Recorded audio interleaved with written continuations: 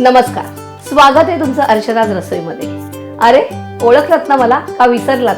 कारण मी बऱ्याच दिवसांनी आले, म्हणजे मी एक भरपूर मोठा पॉज घेतलाय, बरोबर.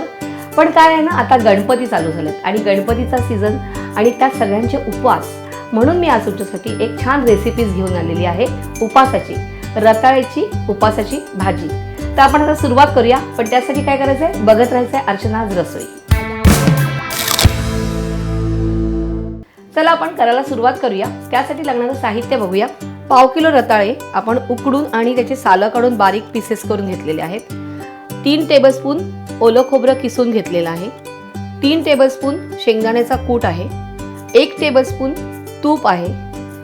3 ते 4 हिरव्या मिरच्या बारीक चिरून, जिरं 1 चमचा, साखर चवीप्रमाणे आणि मीठ चवीप्रमाणे.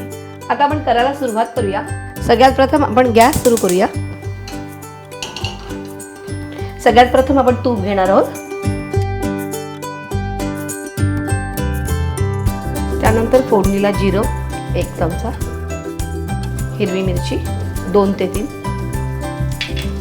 त्यानंतर ओलं खोबरं घेतलेलं आपलं खवलेलं 3 टेबलस्पून, उकडलेली आपण रताळी घेतलेली सालं काढून ती घेतोय.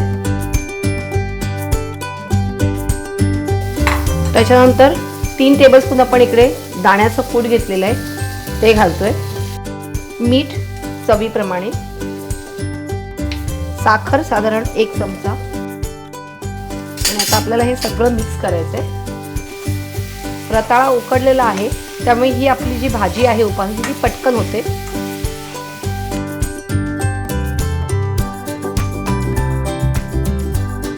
आता आपली भाजी झालेली आहे. आता आपण एका छान बाउलमध्ये त्याला काढून घेऊया.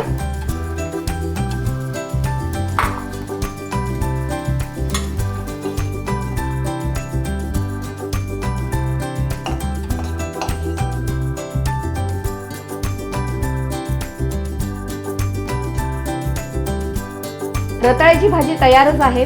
मला भूक लागलेली आहे. मी आता काय करणार आहे, थोडा वेळ वाट बघून ती खाणारच आहे.